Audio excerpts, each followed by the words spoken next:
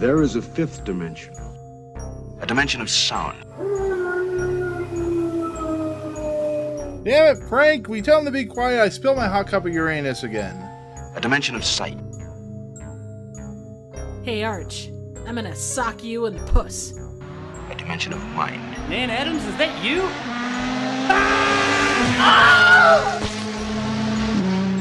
Next stop, the Twilight Zone. What's going on, everyone? Welcome back to the Fifth Dimension of Twilight Zone podcast. I am your host, Nick, as well, whatever you want to call it. I am your host. It's been a long day, so I apologize. We're here once again to talk, Rod Serling's famous, eccentric, whatever you want to call it, TV show. It's one of the greats of all time. As always, if you want to reach us, you can find us on my YouTube channel, as well as Amazon Music and Google Play and Apple Podcasts. Rate, subscribe, all that good stuff. But today we're heading into season 1, episode 31, and I don't know where to go with this episode. I remember really having a guilty pleasure type of feeling with this episode, but this episode is a little problematic in what it's trying to do.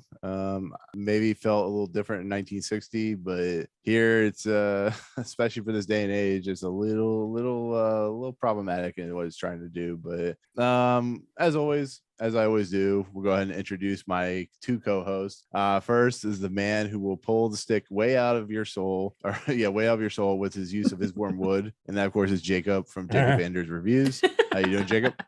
Pull my wormwood out of your ass. Wow. Okay. What if I can't reach? Yeah. What you said? Some of them definitely. I've known some people that wormwood's way up in there. So yeah, no, help somebody else. Maybe they'll help you.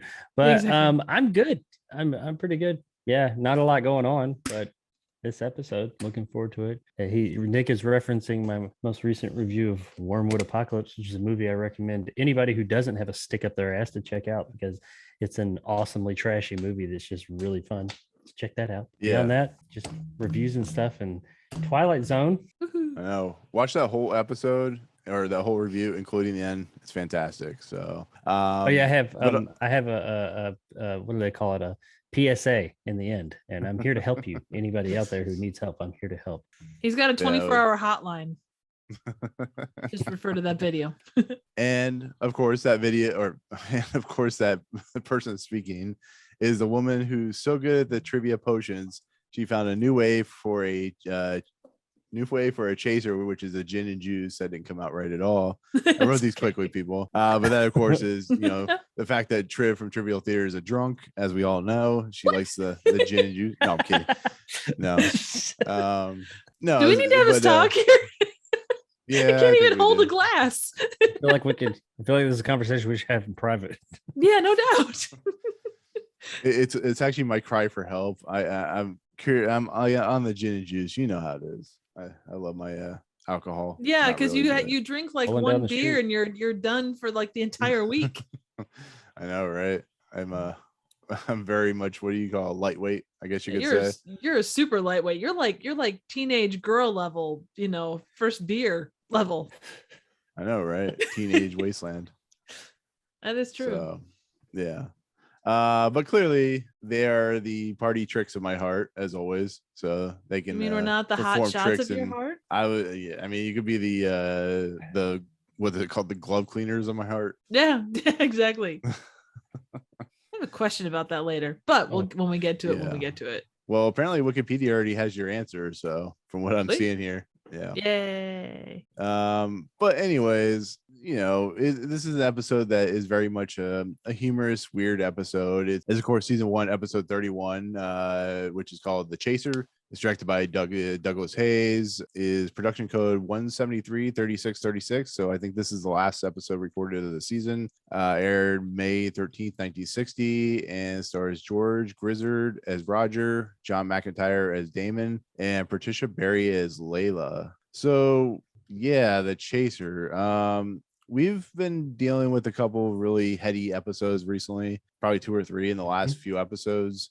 Did you guys? I'm pretty sure. I think Triv, you know this episode, right? I actually don't remember this one, and I'm not sure if I just. I'm the only one. I don't know if I just missed out on seeing it, or if I, you see so many of them and like there are some that don't stick with you. I feel like this one would have stuck with me. You would think so, but I have some problems with it. As you can tell, I have some problems with this episode. No way. That's yeah. crazy. I mean, did you guys expect this episode to be more lighthearted? Did you have any expectations for this episode? I mean, usually when there's a really good episode, there's usually the next episode is really terrible or somewhat bad, I guess you could say. But I mean, Jacob, did you go in with any expectations at all? I didn't go in with expectations because just based on the name, I didn't remember it. There's a lot of episodes like that though that I'm like, just based on the name, I can't place it, except for things like, To Serve Man and stuff like that. Once I started watching it, I remembered this episode. I remember this episode vividly. I didn't remember an aspect of the end of it, but the reason I remember this episode, and I do think of it fairly fondly, is because an episode of one of my favorite shows ever, one of my favorite episodes of one of my favorite shows ever in the 90s, did a version of this. They adapted this episode into their show, and that would be Tales from the Crypt. They did Loved to Death, and that has always been one of those episodes that stuck out in my head and I think about periodically. Whether this one did it better or they did, we'll talk about it in a little while, but that's what immediately, like, one of my second notes while watching this, because I was like, this is really familiar. And one of my second notes was, I think there was a Tales from the Crypt episode with Andrew McCarthy based on this.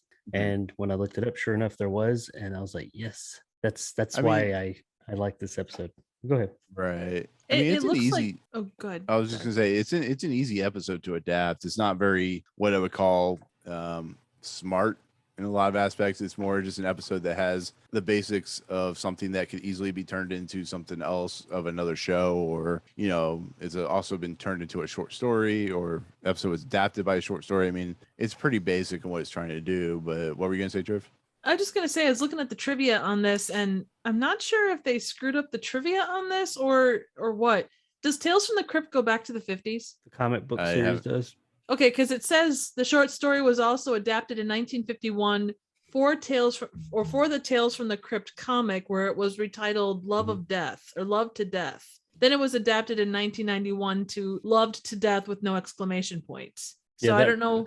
In 1991, that would have been the TV show on HBO. In the 50s, that was the comic book Tales from the Crypt in Baltimore. I was trying to figure it out if there was a grammatical or like an error in there or what, because anyway, no, that's good to know. So it was on both ends. It was a Twilight Zone sandwich. I like sandwiches.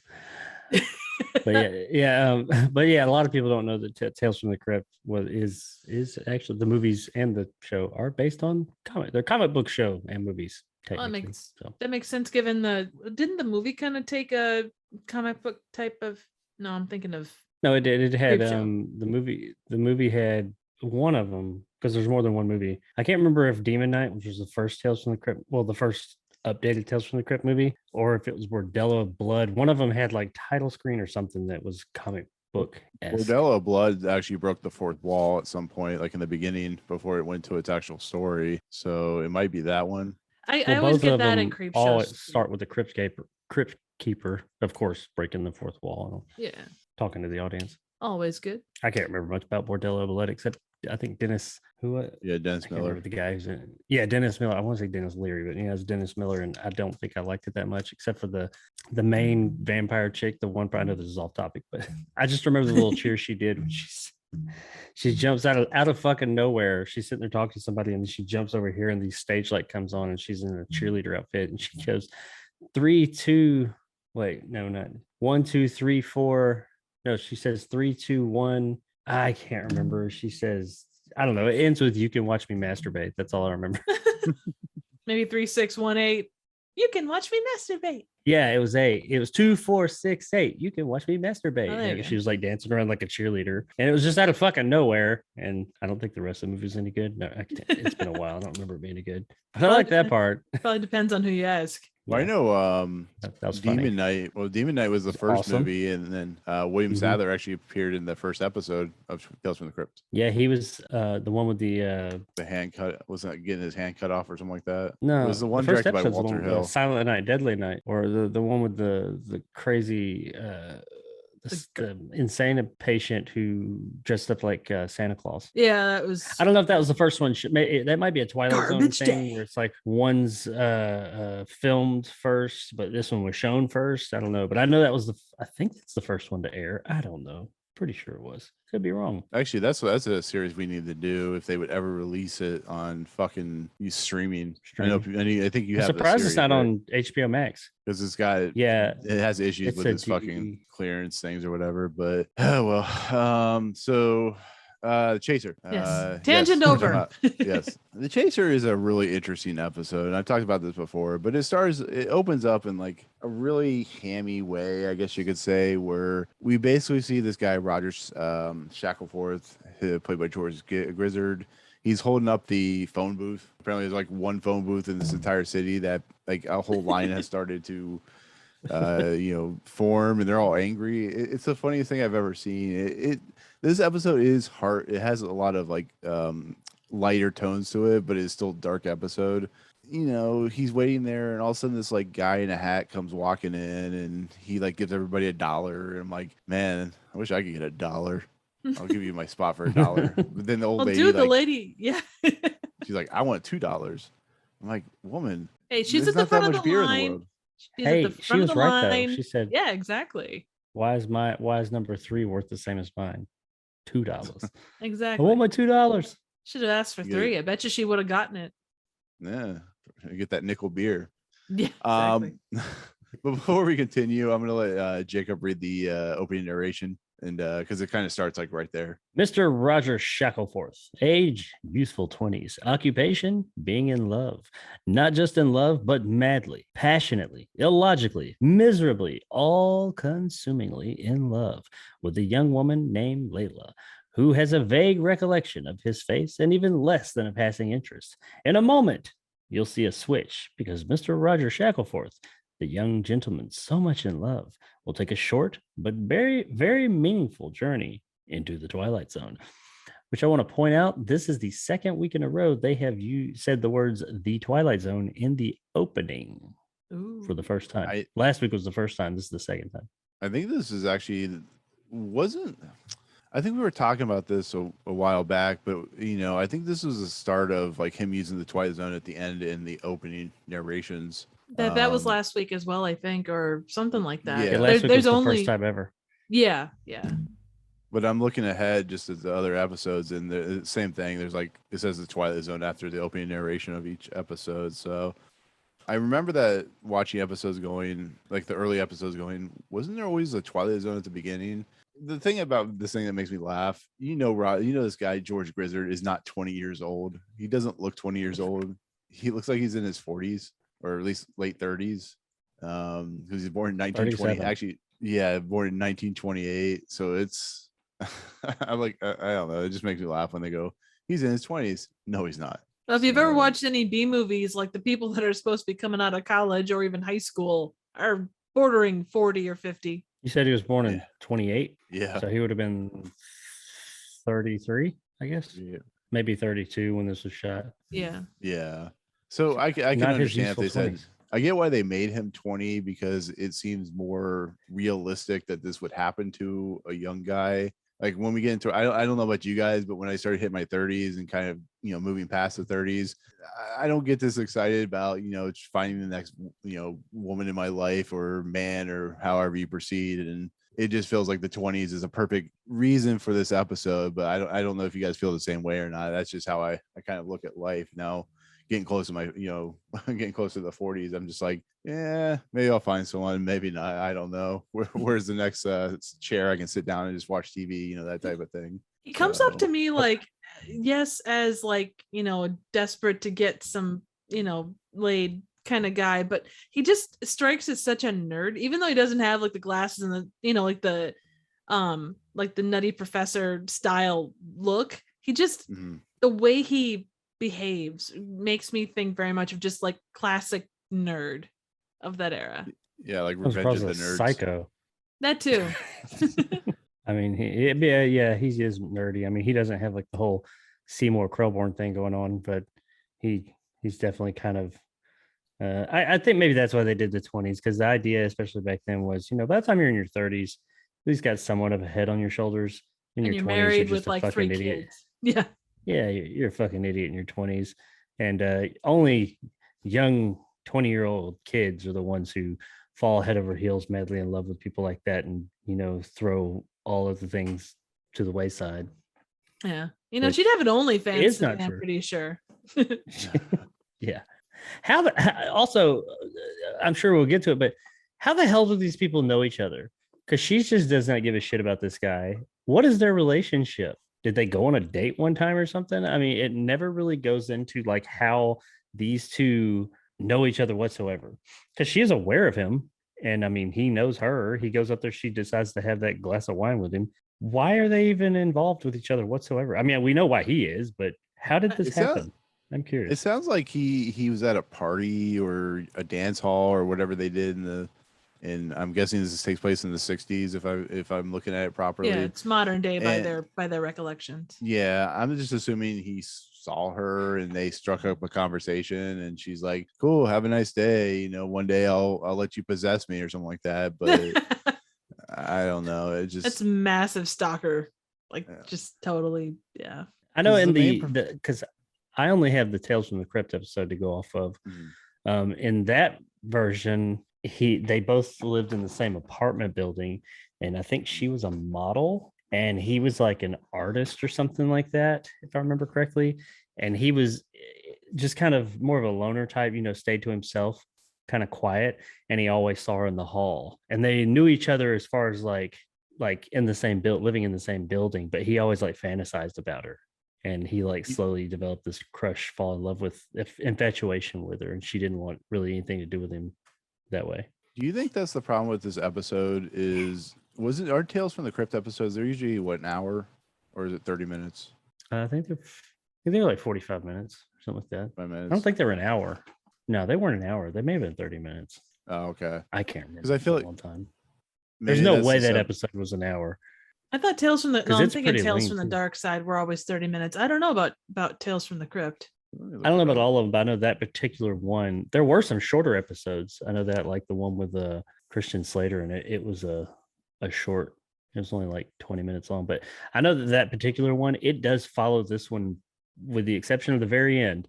It follows it very closely, as far as the beats and how it works out and what happens. It's very, very faithful-ish.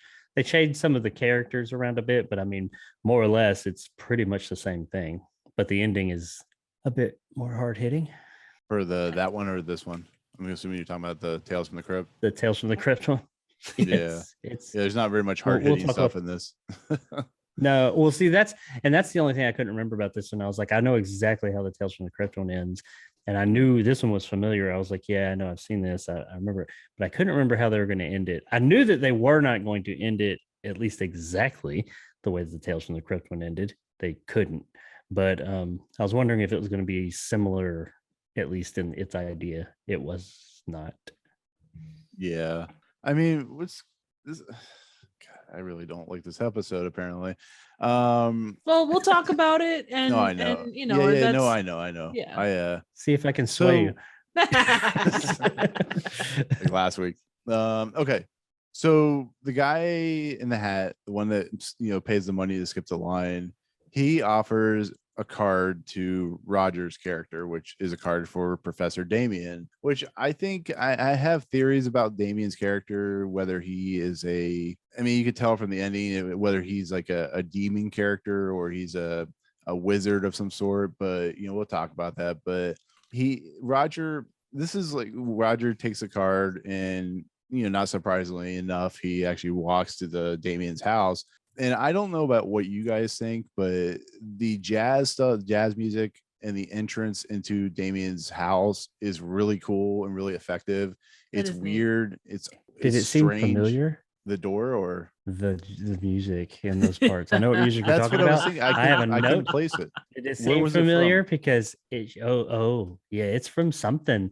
Yep, now I cannot 100%. Triv can probably back me up, but as soon as I heard it, I was like, that is from another episode. Yep. one of our favorites. It's from the Fever, isn't it? Favorites. Yeah. No, is it the Fever? No, it's from Four of Us Are Dying, isn't it? No, it's Is it from the the fever? Or fever. is it okay, I thought it was from According the to the Four of Us Are Dying. trivia, it's from the fever. Well, Oh, let me okay, ask you okay. that. Well, I knew it was from one of the worst ones. I thought it was the Four of Us Were Dying, but I knew it was from one of our top, our bottom like 2 or 3, and I thought it was Four of Us Were Dying. But yeah, that's what it's from. I knew Let as me soon ask as you I guys heard it, I was this. like, oh. You don't think it you don't think it works in this episode? I do, but I just think it had like it has this negative connotation to it for me now. When as soon as I heard it, I got PTSD. I didn't ruin it or anything, but I was like, no. bleh. Wash that away. I don't want that.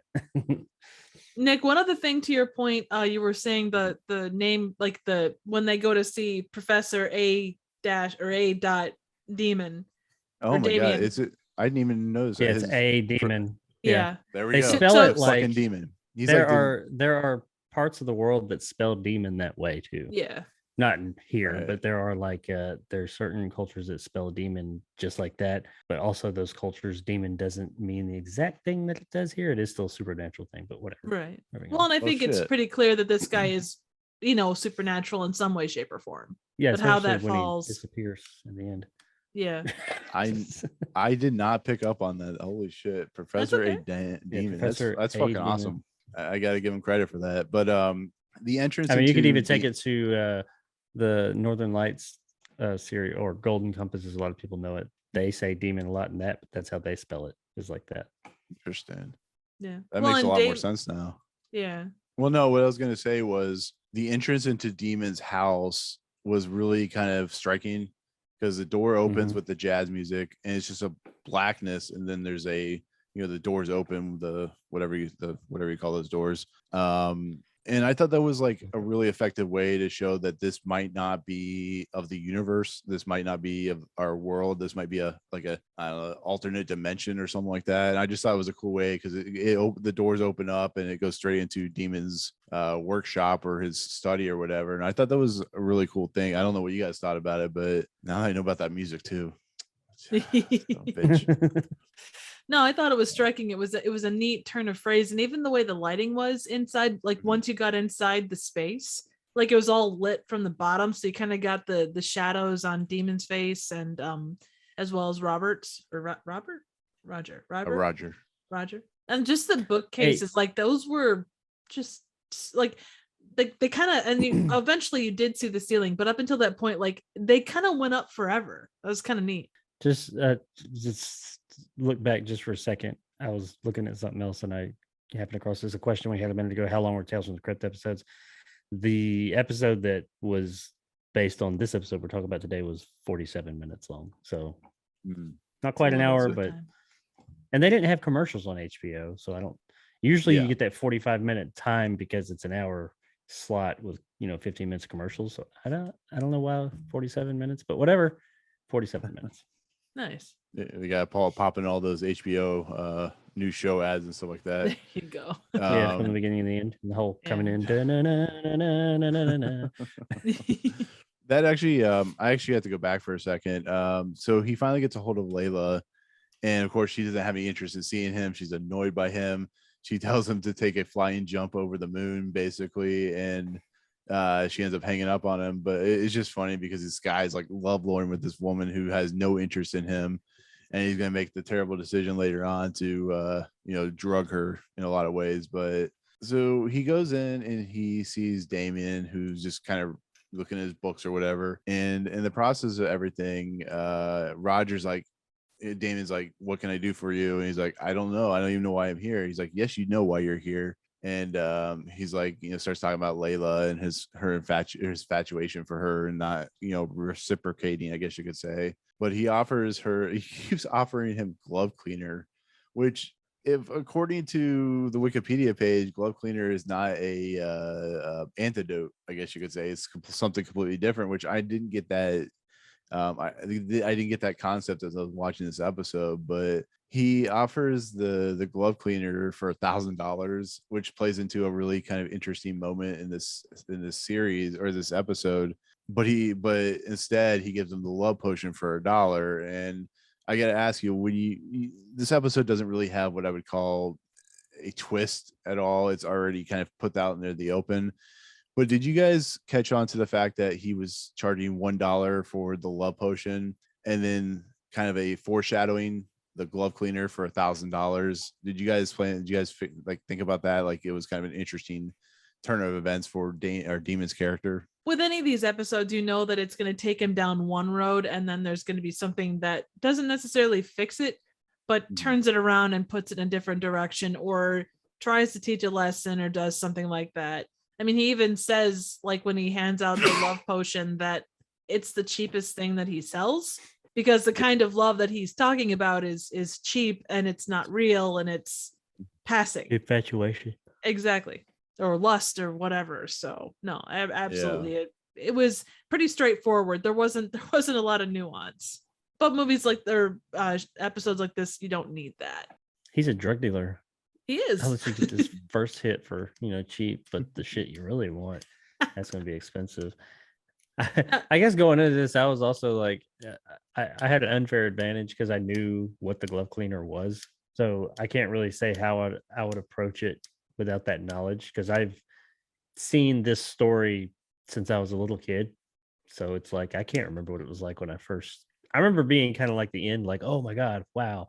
But back then, but I already knew what the glove cleaner was when he started talking about it. Is the glove cleaner poison? Like, what is it? Okay, that's what I figured. That's right. Because see, based on the way that this episode ends, you don't get the full. See, that's where Tales from the Crypt went all the way. Mm-hmm. It's poison. The only cure there is no cure. There is no antidote to the other stuff. They die. You have to die. I figured as much, especially when he's like, you have to do it like right away, otherwise you'll lose you'll lose the ability to balls. Yeah, exactly. Thank you. I was trying to be nice about it. So elegant in the way that I phrase things. Straightforward is the best sometimes. No balls. He definitely lost his balls in this episode. Oh man. Well, so did she, really. She did. No, yeah, true. And he, of course, Roger takes the potion, or takes the love potion, and of course, Demon says if it works, he'll be the happiest. Or Roger says if it works, he'll be the happiest man in the world. We can obviously see that's not going to happen, as part of the second act. But I think it's just funny if you think about it. Like, we all want that thing. Like, it doesn't matter what it is, we all want that thing. We want love or money or whatever it is, and if we get it and we're handed to it, or if we rob a bank or whatever, it's never going to make you happy. It's going to do something that will affect you as a whole. And I think that's what this episode is. And it says, outside of like, be careful what you wish for, be careful what you do. I just think it's the thing you want, if it isn't what you want and then you abuse it, then it can come back and bite you in the ass, basically. But I think a lot of it is good. And I know it's actually elaborated a little bit more on, but still kind of vague in the Tales from the Crypt episode. And I keep referencing that because they are so similar. But in this one, I think what they're trying, because this isn't, like you said, this isn't a heady episode. Not at all. No. There's not a whole lot of subtext, but there's a little bit. And I think the subtext that is there, in all seriousness, is that he's not in love with her. He's in lust with her. Absolutely. He's infatuated. He does not know this woman to love her. He just wants to possess that. So he's given that, but it is kind of like a be careful what you wish for. It's kind of like Rocky with Mr. Pip and all that a few episodes back. This is what he thinks he wants, but it's not really what he wants. I mean, he knows that her love isn't real, and he doesn't want what goes along with that infatuation. When that infatuation is returned, he doesn't want that.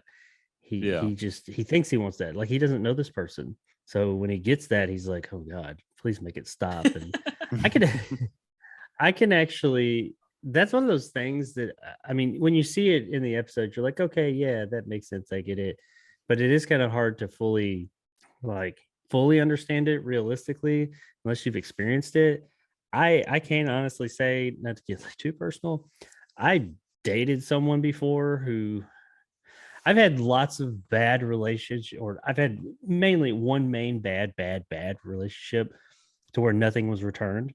And that does make you want, to have, feelings and things returned. And I could imagine if someone just never has had that, like it seems like this guy is, he focuses on something. He's like, I just want this. I want it in return. I want to give it and I want it to be in return. When you get that to that degree sometimes, which I did at one point, sometime later, it's like, oh my God, just stop. When you're like sitting on the couch and you're watching TV and you feel like, you look over and the person's just like, like forever, like just staring at you creepily. And you're like, what? I mean, you get that every now and then, it's fine. But every time you're being watched and like you look over and they're just like, I'm just looking at you. And it's just like nonstop. It's like, okay. It's like, Jesus, I don't want to sound insensitive here, but chill the fuck out. If that's like day in, day out, after a while, you're just like, oh my God, leave me alone. What do you want to do tonight? Whatever you want to do. You need me to do something for you? Hey, what do you want to watch? Whatever you want to watch. What do you want to eat? Whatever you want. Oh, what the fuck do you want to eat? Let me smoke in your pipe all day. That way, when you get home, it's perfect for you. Yeah, that was great. But I mean, so yeah, I can absolutely relate to that. I've been there, and I'm like, yeah, this is definitely a situation where you're be careful what you wish for, and what you think you want might not be exactly what you want. The other thing I found interesting was like, and I know it's not quite that case, but I think for him it was just as much. It was more about the pursuit of things. It's like anyone that you, or even like you said with Rocky, that's actually a really good comparison. It was the thrill of doing it that made it worthwhile. Once he had it, it's like, well, what do I do now? I can't sit on the phone and make people, pay bets or pay bribes to be able to get folks out of line. Yeah, it's the hunt, it's the game. It's like that happens in dating with a lot of people too. Is like, oh, while that courtship and that hunt is going on, if you will, it's kind of like, oh yeah, this is exciting and new. But then, once things have gone down and that's over, and it's just, oh, you're like, I like the hunt, not necessarily you. Nothing against you, but Exactly. So people tend to lose interest after that excitement's gone. And that, once again, like you said, and I said, it goes back to the whole, I can't remember the name of the episode, but the Rocky and Mr. Pip episode. And that's what this one, I think to a degree, that's what this one is showing as well. Same kind of a thing, just a slightly different twist on it. Yeah. And it does, you actually make a good point with that episode. It's so I'm gonna find it. A nice place to visit? No. Yes, it was a nice place to visit. Was that it's it? a good mirror. Yeah. It's a good mirroring of those two episodes. Like they have kind of the same purpose, really, if you think about it. They get what they want, but it's not exactly what they want. So slightly left of what they want. This one's a little bit more lighthearted. So he knocks on the door. Layla comes out in her nice, gown or whatever. Probably uses it for OnlyFans. Oh, it's a nightie. You guys have said. That's her nightie. Yeah. She was clearly expecting someone else, by the way. I just want to throw that out there. But damn, did you see how many layers she had on? Like, even though it was a nightie, there was like 15 layers going on. I'd be tired after like 3. That's how they did, man. The women went all out back then. I mean, so did the guys too. Look at everybody dressed back then. I couldn't do it. Oh, the smoking jacket from that, by the way. Let me look it up quick.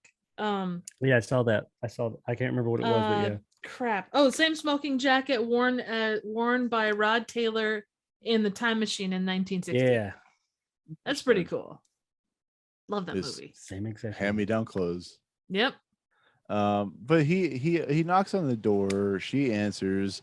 She tries to close the door. He does the creepy man thing where he just like, I'm gonna enter in whether you like it or not. He closed the door. She can't shut it. I got alcohol. The world's smallest 2 wine glasses. bottle. He says it's a mini bar wine Claude. I don't know if you put this for your lexicon. A silly sophomore Claude. A silly. I had take a flying jump over the moon. The silly sophomoric Claude. Yeah, she says that to him, and then she lets him in because he wants like 5 minutes, and he gives her flowers, and he has the course of champagne, and she's like, okay, I'll give you 5 minutes, but I'm gonna change. I'm like, if you want him out, maybe it's the time. I don't know, but I'm pretty sure for 5 minutes, why would you change into something? I don't know. Because it's weird to me. I'm sure it was probably a censor thing. Like had she stayed in the 90, that probably would have given him like quote unquote carte blanche to that she was interested, maybe. She's asking for it. Yep, exactly. Asshole. Not you, kind of just generally. No. He also says, and I looked it up and I can't find it, but he said something like, that's millennial, or that's like so millennial, or something along those lines. It's like millennium. He says. Yeah, exactly. Yeah. And I couldn't find exactly what that meant. I mean, you can kind of guess at what it means, like, oh, that's spectacular. Oh, that's 1 in a million or something. But now it means something completely different. Yeah, exactly. It's like a ball. For millennials. Okay, so she goes to change. Roger roofies her, and pretty much that's what he's doing. He's putting this potion in. He's basically, this is where I start really having problems with this episode. He is basically taking her for his own, against her own will. I don't know. Once again, we talked about this a couple episodes ago, even last week. There's some fucked up shit going on in the Twilight Zone. I mean, do you agree? There's some fucked up shit going on in this series, and excuse my language, but I just have to say, it just, he literally is taking a potion and turning her against her own will. And man, Robert. Yeah, but I don't know. I'm going too far, I guess. I think you make a point given. Go ahead. Sorry, Jake. No, you finish. Go ahead. Well, I don't have anal beads to be able to do that properly. I think the thing that it comes down to is our modern interpretations versus what it was in the 60s. Like, just from a very cultural, like normal viewer experience. So, we look at that and we say, oh shit, it's roofied, it's, but you could look at, like, I don't know, there's so many movies that use that trope. And if you want to take it in a very serious, straightforward direction, it is a roofie. But for the intents and purposes of this and a lot of other movies and TV shows and all the rest that have come out even to this day, I think from the humorous perspective, it is something to keep in mind. It's like Love Potion number 9, man. I mean, it's technically they're roofing somebody. And I feel like if this episode, the exact same episode, same type of, jovial tone and stuff like that came out, people be up in arms. They'd be getting their 2020 in our stuff. And it's like, nah, I try not to look at things that way, because I don't think anybody nowadays, and even back in 1960, thought it was okay to take any type of potion or poison or anything that's going to alter someone's mind state and put it in their drink. I mean, I think it was understood then and understood now. Not good. That's not cool. But nowadays, people take everything so fucking serious. Something can be trying to have a fun time and just be fun and corny, and they're like, oh, I can't believe they did that. They're making light of this, that, or the other. But back then, it was like, hey, we're just using this as a means to end. It's just, it's funny. That's not what the episode's about, is her getting, this potion put in there. It's about him getting his.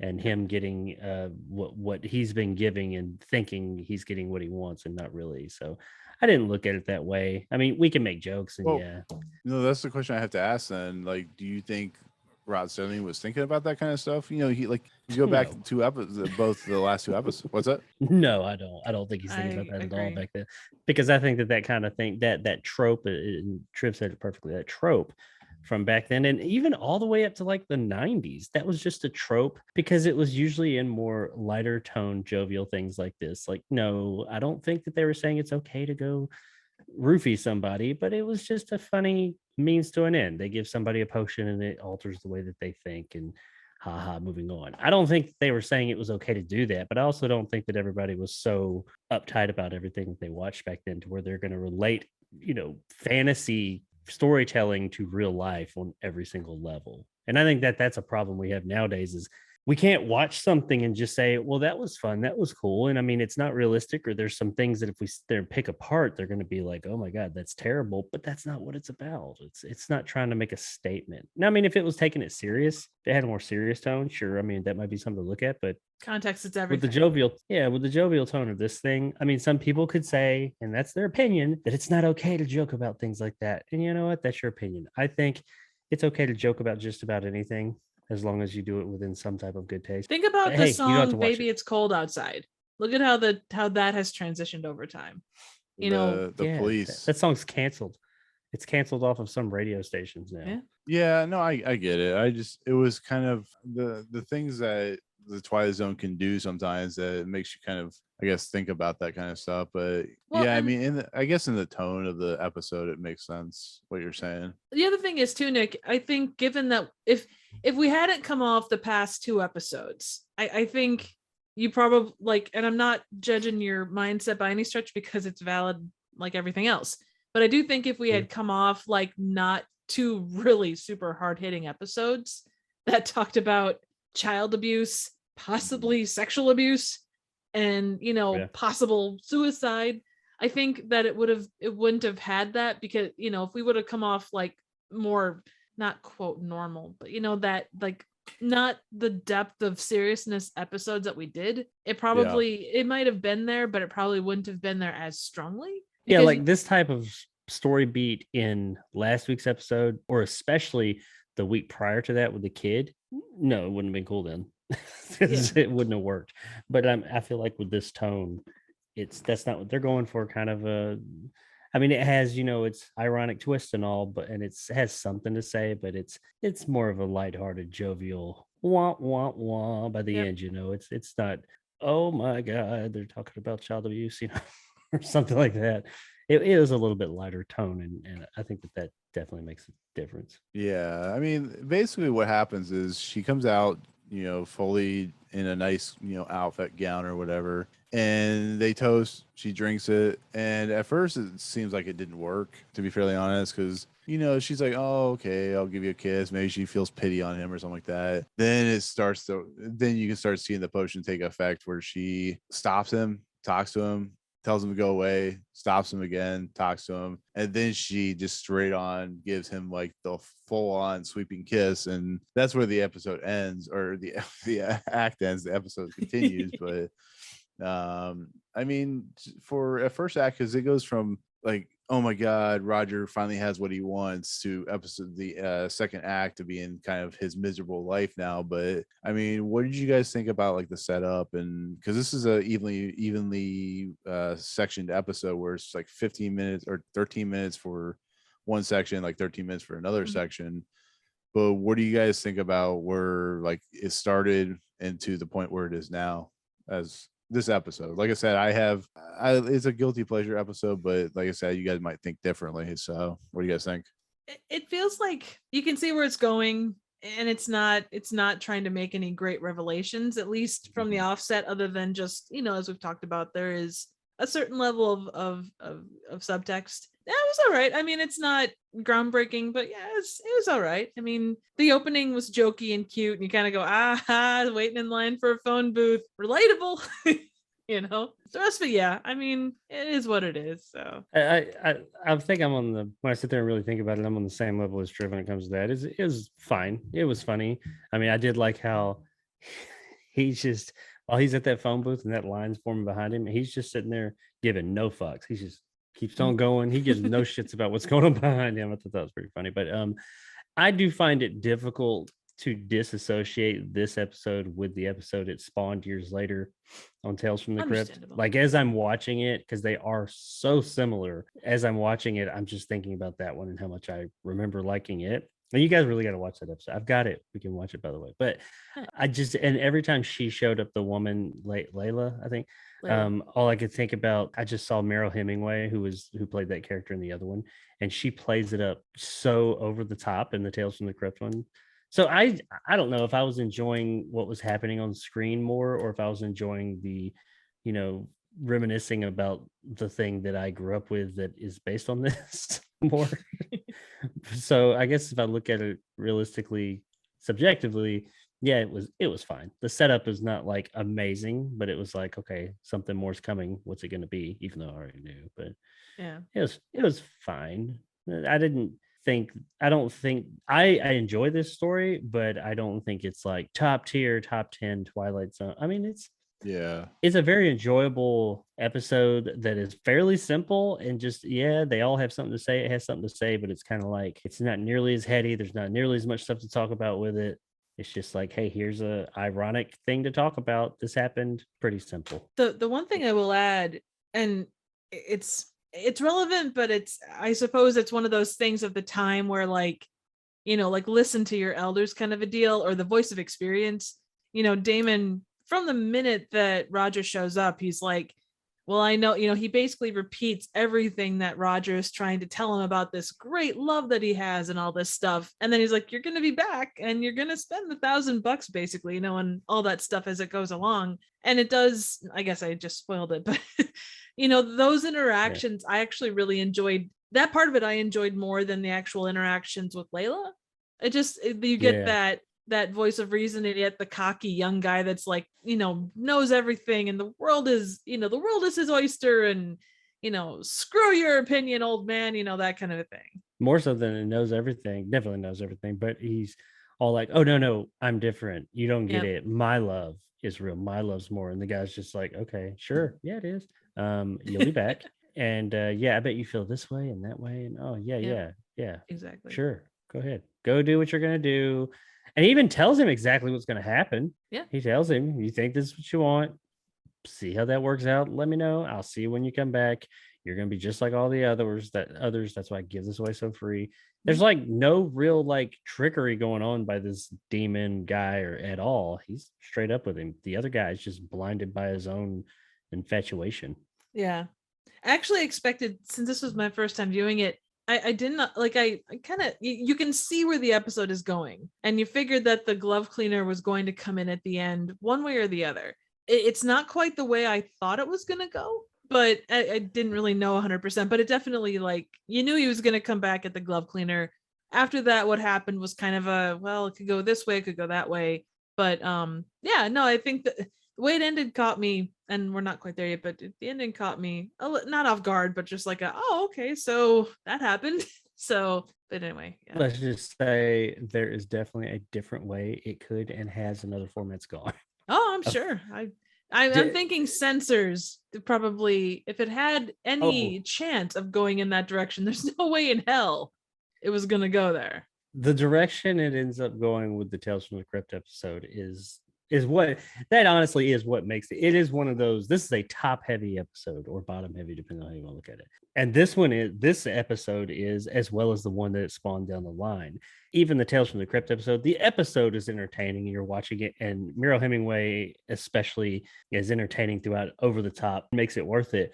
But it's the end. It's the last, 30 to 60 seconds. Well, we'll say a couple of minutes with all the twists that happened there that absolutely makes it worth it. That is what you remember. Anytime I think about that episode, there is a shot of the very end. That is what I think about. So it's kind of like timing up at last. It's that last minute or so that makes it really boom. The whole episode is setting up to that twist in the end. And even with this version, this version admittedly isn't as hard hitting. I mean, I guess there's implications to this one that, without spoiling what the other version does, could or could not be worse, or but it worse off, like a worse way to live. But it's a whole lot of setup to get to that one big payoff. And I mean, sure, well, like I said, I don't think that puts it in the top 10, but it's still entertaining, I thought. I know, Nick, you hated it, but well, okay. So the episode that you love, the one from the Tales from the Crypt, written by Tom Mankiewicz, and Tom Mankiewicz is known for uncredited screenwriter for Superman 2. He also wrote The Man with the Golden Gun, Live and Let Die, Diamonds Are Forever. Wow. Directed and wrote Dragnet, if you like that movie at all. The funny one. The one with not the show, but the one with Dan Aykroyd, and Tom Hanks. Somebody, is it Tom Hanks? Sergeant Joe Friday. Yeah. It's a weird ass movie, and of course he wrote. Well, the show was serious. Yeah. Oh, very Lady much. Hawk is so cool. Lady Hawk's so cool. I remember it being cool. Let's actually talk about the second act. The potions worked. She's now in love with him. He's trying to read a book. Apparently, he reads books, I guess, because he's a nerd. And nerd.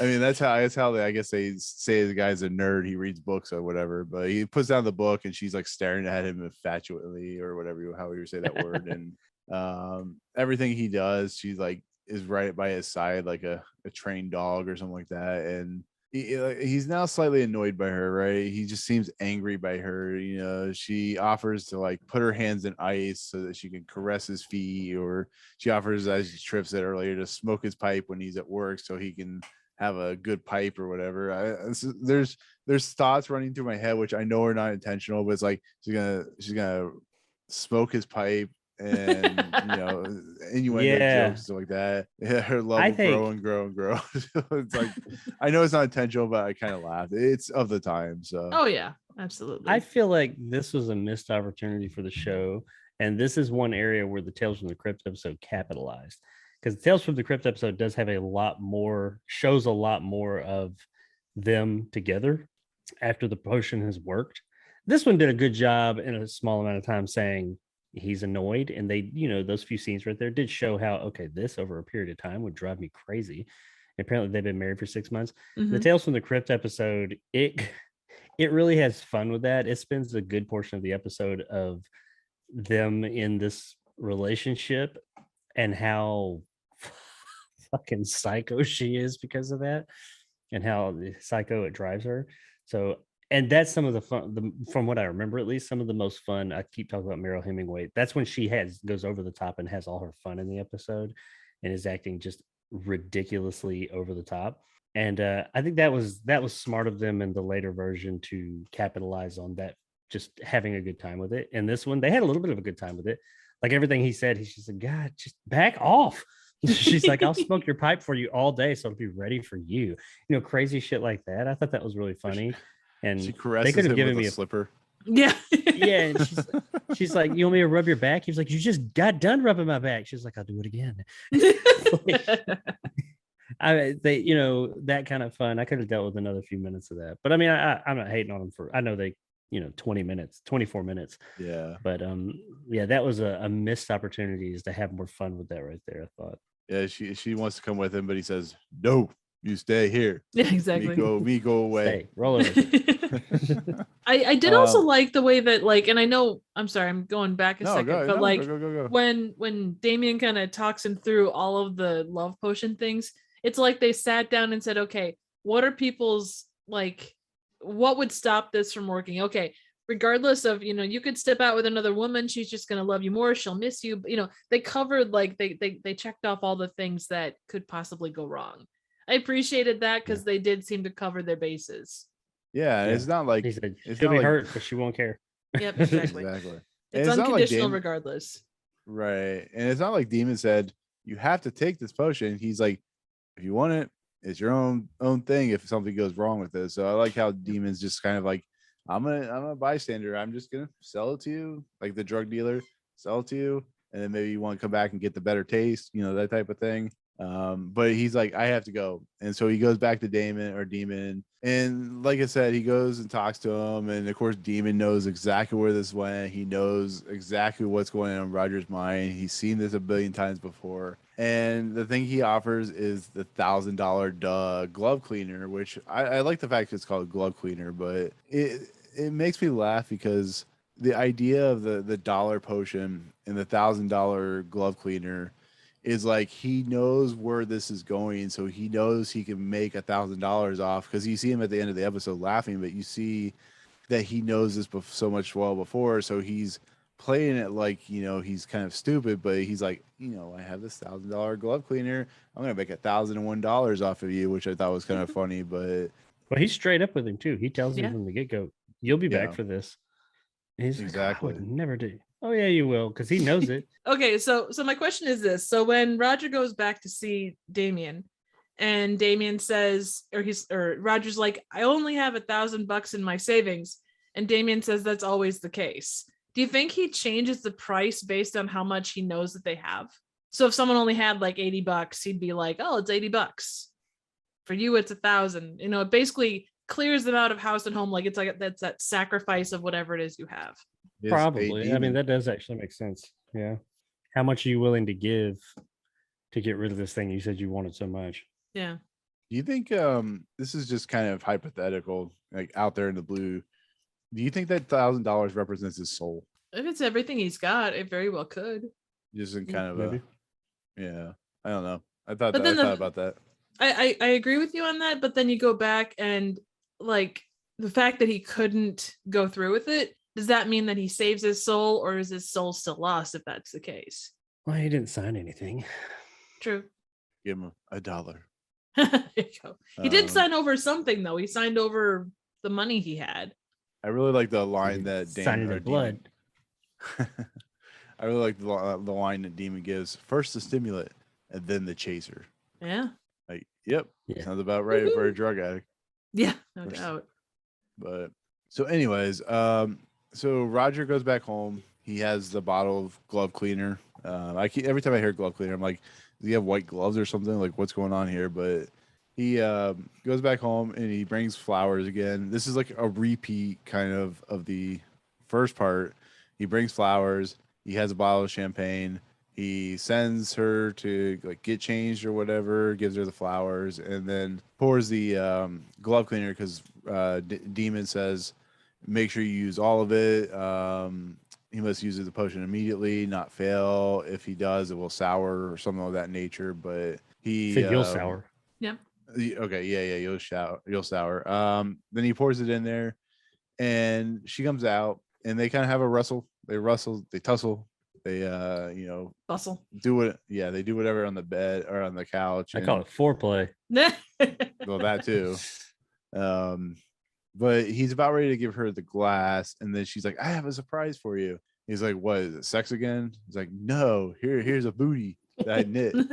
apparently she has time some booty. Yeah, exactly. Not that kind of booty. But apparently she has, in her infatuation of him, being him or whatever, they've had probably sex like 6,000 times, and somehow she has time to make a booty. I don't know. I guess it is what it is. But that means that she is pregnant, and he drops the what we find out in the Wikipedia page, as well as Jacob knew this as well. It was really poison.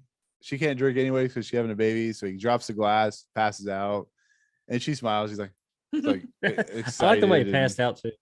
He's like talking, he just goes. Now I want to say, I'd like to say real quick in this part right here, right when she says, I got a surprise for you. This episode, I keep talking about the other one, is very similar, more or less in nature. The other one's a bit more raunchy, of course, because it's Tales from the Crypt and years later. But that is where the endings branch. Like this one has its, about 30 seconds after that and everything we explained. The Tales from the Crypt one, it's not much after that either. It takes a different approach to this whole thing. And I don't know if you guys ever see it. I'll let you be the judge as to which you think is better. See, now I will say that when I came to this point, I thought they were going to pull the classic switcheroo because both glasses were the same color. The liquid was the same color. Mm-hmm. I thought that he was going to end up screwing it up and drinking the poison himself. It's not the poison from my cup. It's the poison yours from what was that? Yeah, it's a Princess Bride level thing. Yeah. You may not have been the only person on earth to have thought of that. But if you think that, that's there's more that can also be put into that idea there. Stick up one's ass. Not in the cup. You can be double pregnant. An asshole, baby. Oh. Can we also talk real quick about how the Tales Anything from the Crypt but had like no, so I'm we're just talking saying... extra olives? Oh, Jesus Christ. No, can we talk about how Tales from the Crypt had like the most amazing directing core of individuals ever for a TV show? Oh yeah, everybody and anybody who was anybody directed an episode. Hell, Arnold Schwarzenegger even directed an episode. Seriously? Oh my God, that's awesome. Yeah, Tom Hanks. It's a funny episode too. It's totally him. Nice. So many. Okay. Where were we? We were talking about. Well, we got through the ending. Yeah. Yes. I don't know. We go some interesting tangents on this series, but so yeah, that's the end of the episode. Of course, we see Demon on the balcony smoking a cigar, and as he disappears, there's a little smoke heart type of thing, and it's cute. Yeah, it's so adorable. It's so It is. It's cute. totes adorbs. Totes my goats adorbs. But oh man. Anyway, But anyways, that I'm gonna do the closing narration now before I forget, as I usually do. So I'll let Jacob read the closing narration that happens actually as this is as he's smoking the cigar. Mr. Roger Shackleforth, who has discovered at this late date that love can be as sticky as a vat of molasses, as unpalatable as a hunk of spoiled yeast, and as all-consuming as a 6-alarm fire in a bamboo canvas tent. Case history of a lover boy who should have never entered the Twilight Zone. I have a real quick thought that just came to mind. So his last that name is spoiled Shackleforth. Well, that too. Mhm. But the fact that his last name is Shackleforth and kind It of puts her in the shackles. shackles, yeah. I don't know if that's meant or not, but Moving forth. yeah. You were in shackles moving forth. Yep, exactly. Possibly. I'm curious. I'm intrigued by Serling's use of some of his verbiage in this closing. I mean, it's just some very evocative words. Very Sticky and Yeasty. unpalatable hunk of spoiled yeast. I don't even know what a consuming It- 6-alarm Consuming. fire, a bamboo and canvas tent. well, that last one makes sense because it's Lover boy. the. Can you believe he used the? By the way, so So, anyways, what do you guys think of this episode? Like overall, like is there? Do you find it? You said, I know Jacob, you said earlier that you find it enjoyable, but do you think this is a strong Twilight Zone episode? Do you think this is an episode that works for what it's worth? Do you think this episode could have used more time? Like, what do you guys think? And yeah, what do you guys think? I'm gonna call this episode by its title and say that it's a chaser for much better stuff that came previously. So it's a good follow-up just to kind of lighten the mood. It's not a Fluff great, piece. yeah, very much so. I think that it kind of, you're coming off of these really hardcore episodes like you would like a hardcore shot of something, Mhm. and this just kind of, makes it more, it follows it up. It's not as strong. It's normally just like a fizzy thing or water or whatever. So as we called it in the industry, being a chef myself for years, a palate cleanser. there you go. A nice sorbet. Yes. And a moose bouche. Yeah. All that. A all that. mint.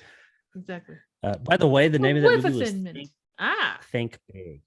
My thoughts. What were we talking about? What I thought about it, where it lays in the annals of the Twilight Zone. Yes. more so Yeah. just what Hot- your thoughts are on it. the hot cup of My anals. deep thoughts. I Jack like this Handy. episode by Jack. Yeah, see, you get. I stopped saying it because a lot of people don't get it. But anyway, I like this episode. I don't think it's as heady as some of the previous episodes. I don't think it's the greatest episode ever, but I don't think it's terrible. It's very top heavy.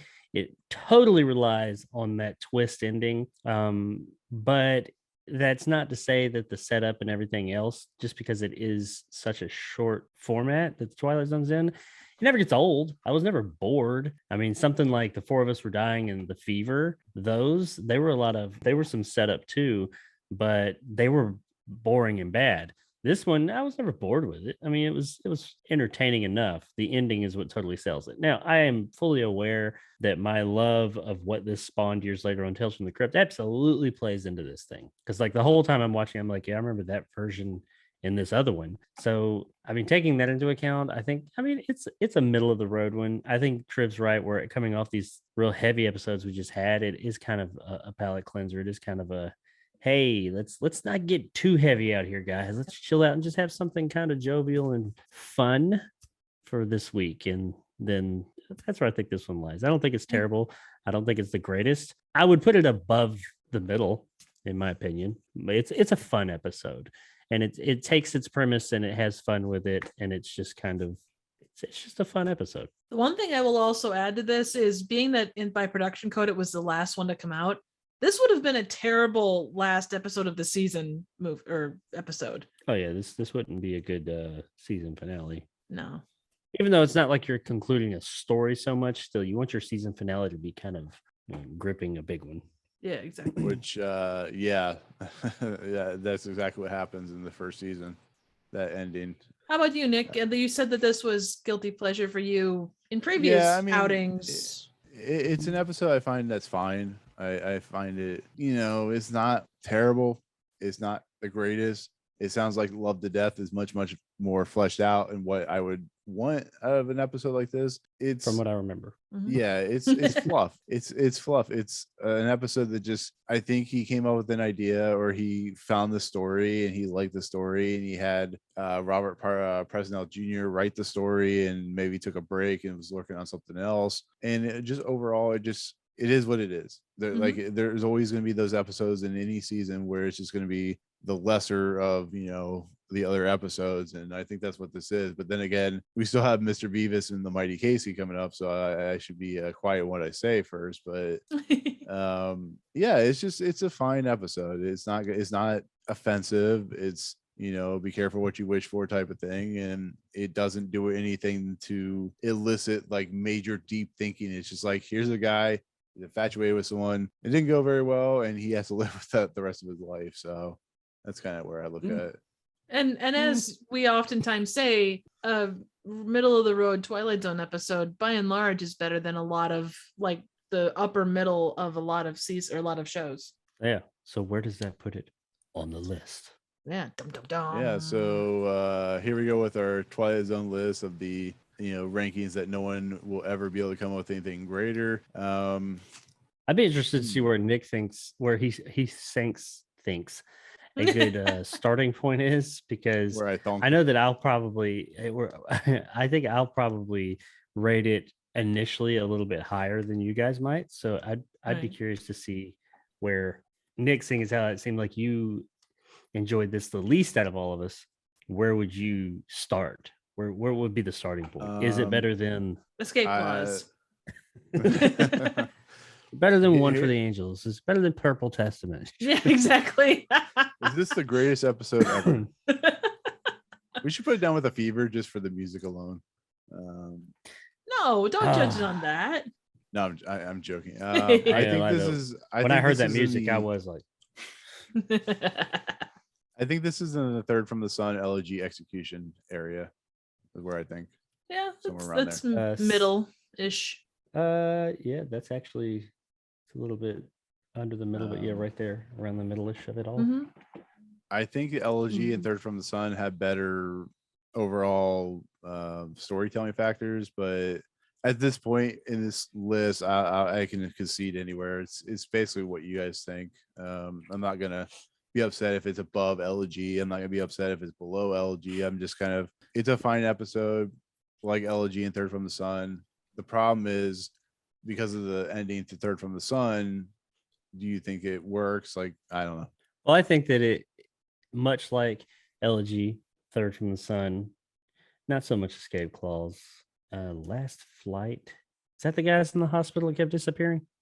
No, I think that's the guy that comes in from the time travel. World War I. Oh yeah. Okay. Well, all right. Well, with those two, elegy and Third from the Sun, those are also top heavy episodes. They're episodes that rely totally on that twist in the end. The whole thing is just setting up to that. Now, I will say, and this one is too, I will say that, well, Third from the Sun for some probably wasn't as interesting. I think it has the most in common with this one, where it's just kind of the episode's fine. It's not boring. It's just kind of, yeah, things are happening, but you're waiting. The whole time you're waiting for what's going to happen. And then you get to the end and bam. I think Third from the Sun's big banger ending, that's a hell of an ending. I would probably put it above this one. But as far as elegy, but I would also put Third from the Sun above elegy. But elegy, looking at it subjectively, while it is very top heavy too, and it's very reliant on the twist, the very end of it, I think it has other things that pick your brain and get your gears to turning as it's going on. What's going on in this town? Why are all these people frozen? Who's this lawyer? Mayor, yada yada yada. The episode wasn't fantastic, but it still has things that get you to thinking the whole time. This one doesn't really have a lot of that. I mean, it happens. Everything is very at face value. It's all reliant, much like Third from the Sun. It's very reliant on that end. So just where we're at right now compared to those, me myself, I would probably put it at under Third from the Sun, like Third from the Sun above it. So 18, I guess. 18. That's just my initial shot dissecting those episodes around it. I will say I enjoyed Escape Clause more than this one, but you know, it's a point is not going to change it a ton one way or the other. So yeah, I'm good with have this being 18, but what do you think, Nick? I would actually put it at 17 just because I think this has more interesting than Third from the Sun. I mean, it's cool to have, you know, the Third from the Sun be Earth is, you know, whatever, but I think there was really a lot of problems. Yeah, that's really all that episode's got. Yeah, it's a hell of an ending, but it's everything leading up to it. You start looking at it, it's like everything that led up to it was just some people getting ready to go on a trip. Dude, it's got that crazy Swedish phone. The creeper guy. That in its own. The cobra. Yeah, exactly. The guy looking over the window. Yeah, exactly. Wilson. The creeper Wilson. Yep. But exactly. I mean, yeah, I'm with you. I do think that I could go with that. I could say that it would go above Third from the Sun. I think it does have, or yeah, that's what you're saying, right? Yeah, 17. I could go with that. Yeah, I'm good with that. Are you sure? Yeah, I'm good with that. I can give up the awesome devil for that because you know the rest of the episode is what it is. Remember when? I mean, I can throw a monkey wrench in this whole thing and say I think it's better than Perchance to Dream. But you say that every week. You should have like a T-shirt that says that. I know. I think everything, not everything. There's a lot of things. Is Fever better than Perchance to Dream? No, it's not at all. Once we start, in all honesty, once we start getting up to, let me look here. Fever, Forwards Dying, 16mm Shrine. Where's Everybody's Judgment Night?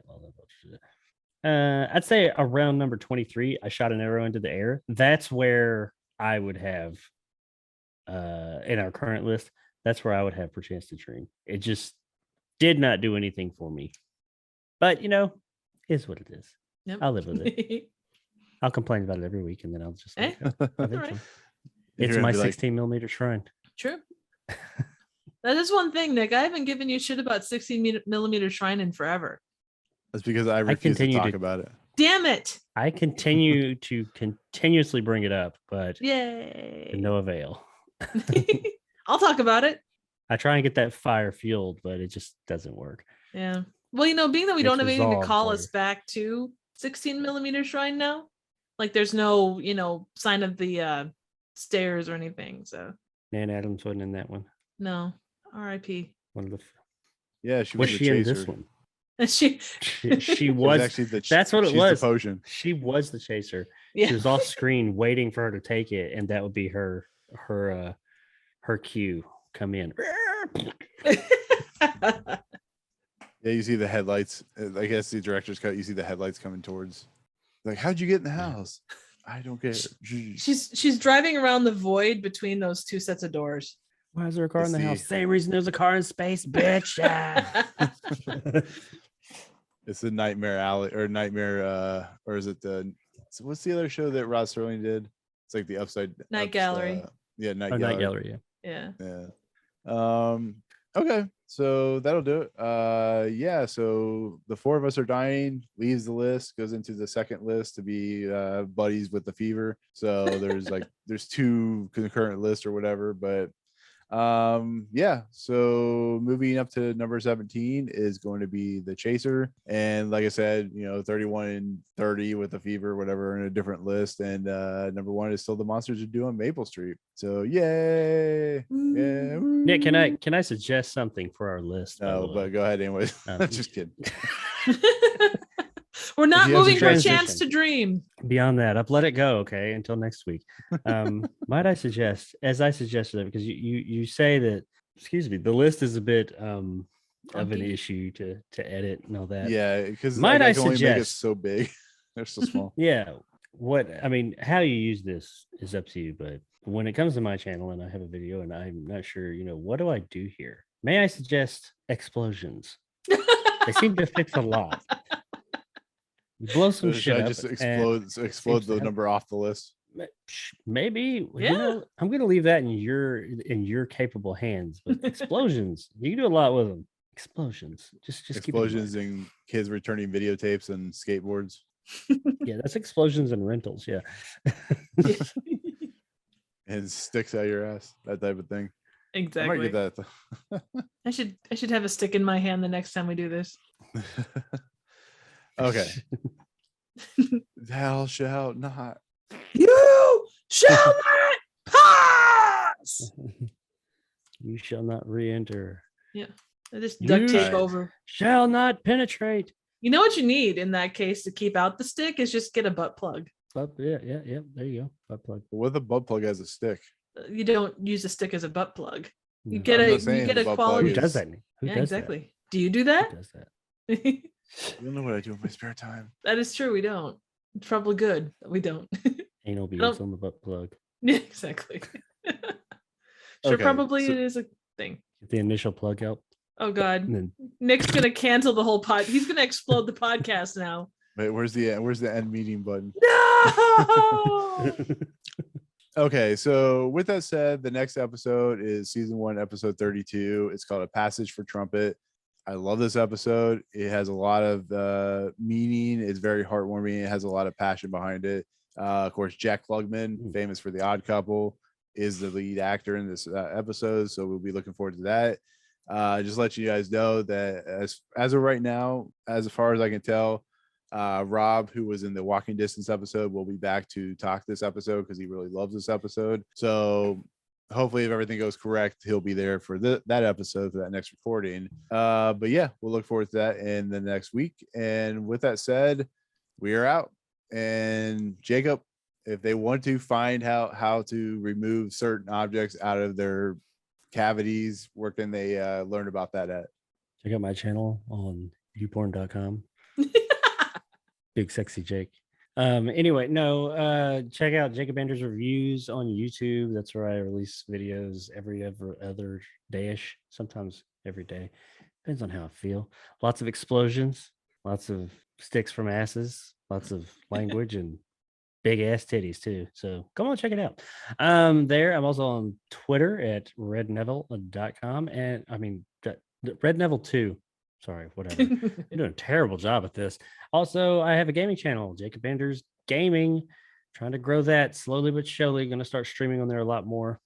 And that's about it. Nothing big coming up for me at the moment. And Triv, I know you're looking for that next bright idea and that next video that you want to do. And people want to pitch you ideas on episodes and anal beads and butt plugs, apparently. Where can they find your channel? You can find Trivial Theater / porn store. Pornhub, yeah, exactly. Cornhub. Yeah, Cornhub. There you go. Well, considering the neck of the woods I'm from, that makes sense. But anyway, you can find me here on Trivial Theater, for God's sake. You can find me here on YouTube at Trivial Theater. I've got stuff in the pipeline.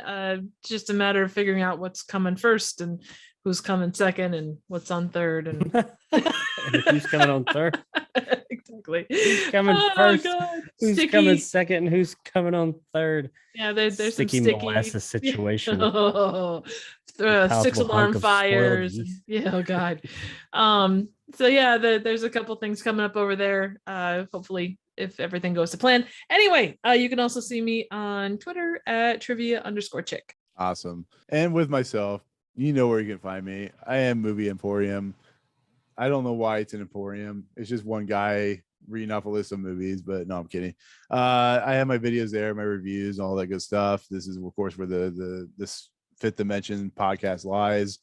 But yeah, like I said, just find me there. And as always, we have podcast version, audio feeds on Apple, Amazon, Google Play, I think Spotify as well, if I remember right. So if you want us to succeed, rate, subscribe, all that good stuff, give us stars, maybe something else special. I don't know. Just figure out ways to keep us going. But with that said, for myself, Jacob, and of course, Triv, we'll see you on another time in the Fifth Dimension. Peace out, guys. If you really like us, we'll let you chew on our pipe all day. Dude, you're a millennial. I know, it's unfortunate.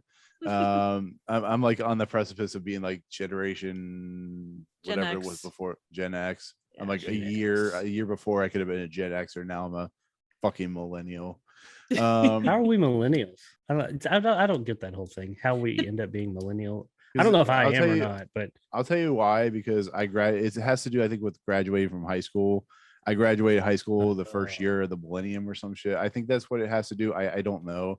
At least on that Generation Y, I guess. But well, Gen Y became millennials. oh I God, graduated in that's true. '97. What does that make me? You're a Gen Xer. Fuck yeah, Gen X, bitch. It's right on that line though, depending upon who you talk to. Like for some it's 70, like if you're born in 78, some say 80 and some say like 82 or 84. So it really depends on who you talk to. Yeah. I was born in the 70s, so it's all good. I'm Gen X. Hell yeah, that sounds badass compared to I'm a millennial.